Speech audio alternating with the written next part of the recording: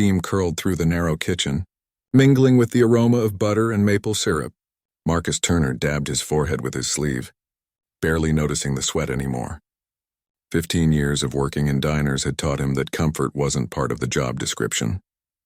The Valley View Diner wasn't much, just a weathered building off Highway 43 with a neon sign that flickered more often than it shone.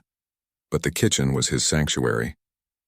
Every seared burger and golden waffle that left his griddle carried a piece of his soul.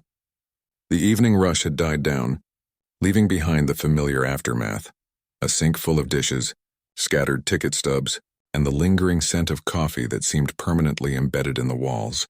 Sarah, his usual waitress, had left early to pick up her kid from soccer practice, leaving Marcus alone with his thoughts and the gentle hum of the ancient refrigerator. Outside, the storm that had been threatening all evening finally broke. Rain hammered against the windows like thrown gravel, and the wind howled through the gaps in the weather stripping. Marcus watched lightning spider across the sky as he worked, each flash illuminating the empty parking lot. All except for one spot. A lone semi-truck sat beneath the flickering parking lamp, its driver seeking refuge from the weather. Marcus kept his eyes on the whipped cream as he piped it carefully onto a tower of pancakes. His hands moved with practiced precision, creating perfect spirals before adding 3 carefully selected cherries on top. It was more attention than most would give to a trucker's late-night order. But Marcus had never believed in doing things halfway. He slid the plate across the counter to his last customer, a man with kind eyes and 3 days' worth of stubble, whose name tag read Dave. Dave's face lit up like a child on Christmas morning. "Now these," he said, taking in the presentation. "These are the best damn pancakes in the universe. Been driving coast to coast 20 years, and I ain't never seen anything like this. Just this corner of Virginia's enough for me," Marcus said, but he couldn't help smiling.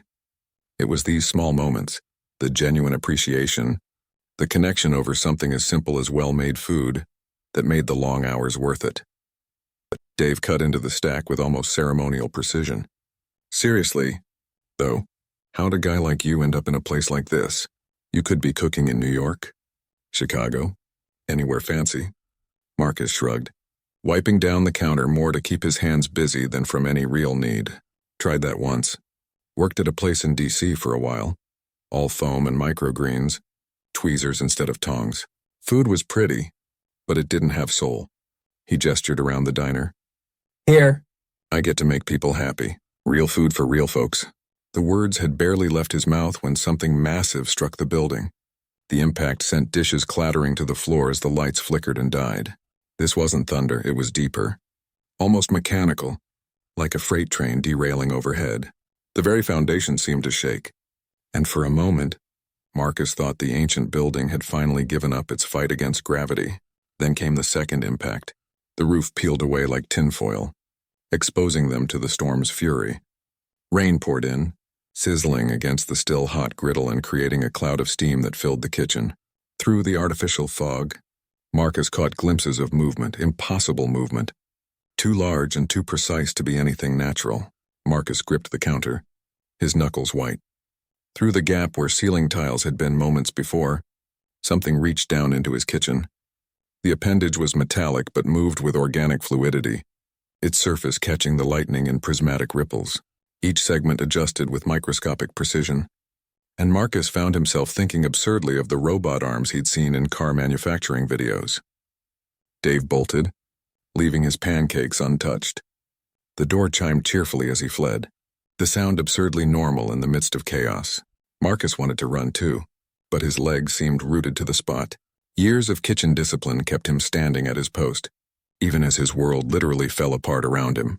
When the steam cleared, Marcus found himself staring up at a creature that belonged in deep space. Not his diner. It towered over the building, its exoskeleton a masterpiece of engineering that made human technology look like stone tools. Every movement created cascades of color across its surface, and its eyes, if they were eyes, burned like distant stars. Behind it, smaller creatures skittered on pointed legs, chittering in frequencies that made his teeth ache and his vision blur. Human. The word resonated in Marcus's chest. More felt than heard. It bypassed his ears entirely and seemed to materialize directly in his mind.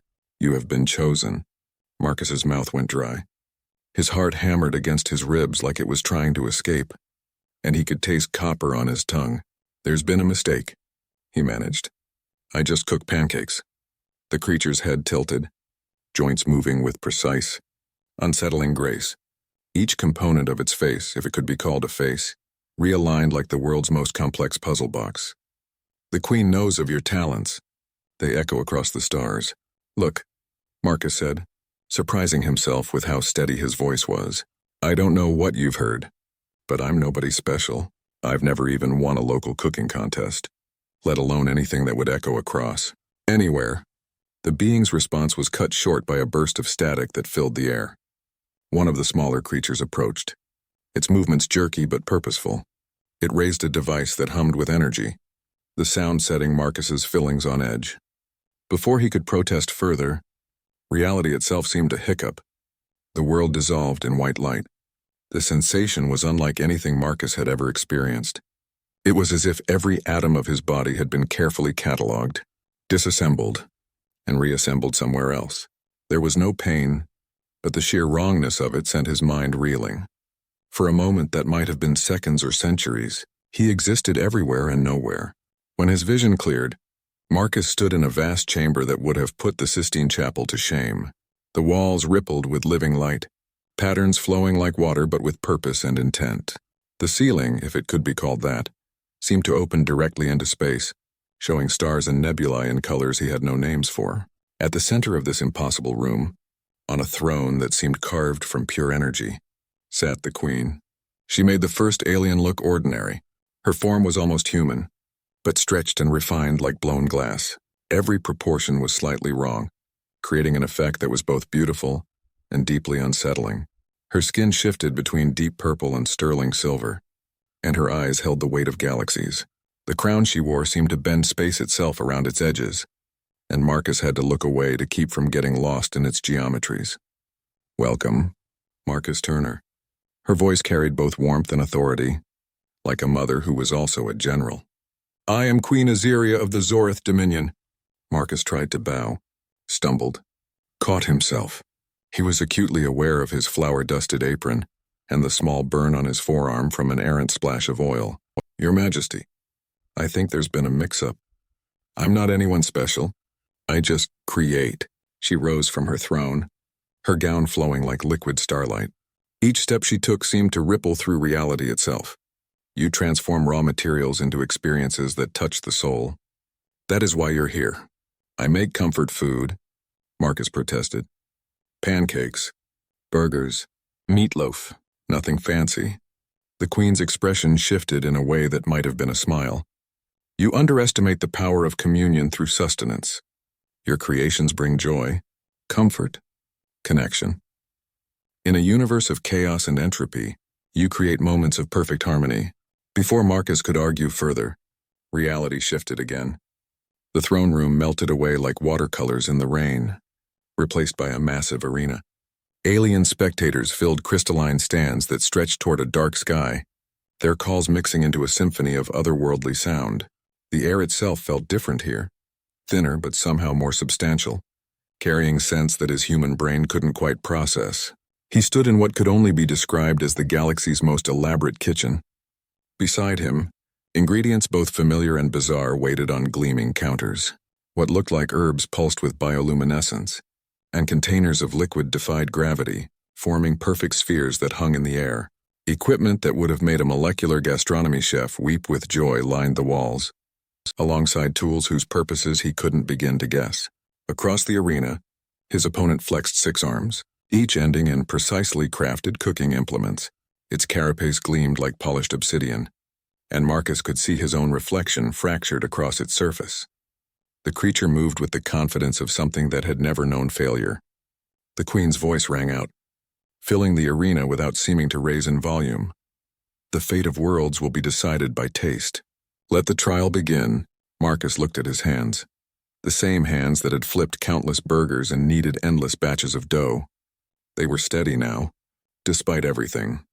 Cooking, he realized, was cooking, whether you were using a cast-iron skillet or quantum-aligned molecular assemblers. "Well," he muttered, reaching for what looked like a pan. Guess we're about to find out if good cooking really is universal. The alien ingredients seemed to hum under his touch, responding to his intentions as much as his actions. As he began to work, the familiar rhythm of the kitchen took over, and for a moment, he could almost imagine he was back in his diner. The universe might be vast and strange, but the fundamentals remained the same: heat and time, balance and care, and most importantly, love for the craft. The crowd's roar faded into background noise as Marcus lost himself in the dance of creation, his mind already racing with possibilities. After all, he thought with a growing smile, he'd always wanted to experiment with new ingredients. Marcus had always believed that cooking was about instinct as much as technique. Now, standing before ingredients that defied physics, that instinct was all he had to go on. The crystalline herbs chimed like wind chimes when he touched them, and what looked like meat shifted colors beneath his fingers, responding to his body heat. Across the arena, his six-armed opponent moved with devastating efficiency. Each limb worked independently, chopping, stirring, seasoning, creating a hypnotic dance of culinary precision.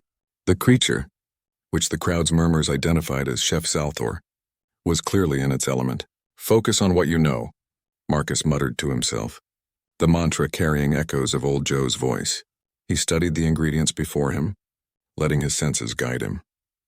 A purple tuber that smelled like autumn leaves and sea salt, floating spheres of liquid that reminded him of honey but moved like quicksilver, something that looked like seafood but pulsed with bioluminescence. The arena's energy field maintained perfect atmospheric conditions, but Marcus could feel sweat beating on his forehead. He reached for the tuber, testing its texture between his fingers. The surface was firm but yielded like a perfectly ripe avocado. When he sliced into it, the interior released an aroma that made him think of Sunday dinners and summer storms. "Time is an illusion." The Queen's voice echoed through the arena. "But you have 30 standard units remaining." Marcus had no idea what a standard unit was, but he understood the urgency in her tone. He worked faster, letting muscle memory guide his movements. The alien equipment responded to his thoughts as much as his touch, as if the entire kitchen was one giant, living organism designed to amplify his intentions. He was plating his creation when he heard the first gasps from the crowd. Looking up, he saw that Zalthor had produced something that seemed to defy reality itself, a dish that existed in multiple dimensions simultaneously, each layer revealing new complexities as it rotated in space. Marcus looked down at his own dish, simpler, but created with every ounce of skill and soul he possessed. He'd taken the alien ingredients but prepared them using techniques learned over 15 years of diner cooking. The purple tuber had been transformed into something between a hash brown and a Duchess potato. Crispy on the outside but creamy within, the luminescent seafood he'd treated like scallops, searing them quickly to preserve their natural glow while developing a golden crust. The honey-like spheres he'd carefully seasoned and reduced into a sauce that changed flavor with each bite.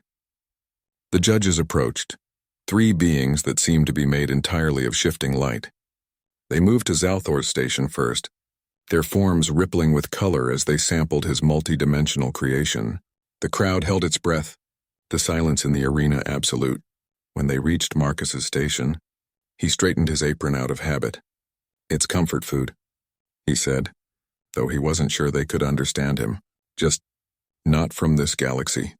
The first judge extended what might have been a hand, lifting a portion of the dish. Its form flared brilliant gold, then deep blue, then a color Marcus's human eyes couldn't quite process. The second judge followed, its surface rippling with patterns that seemed to tell stories.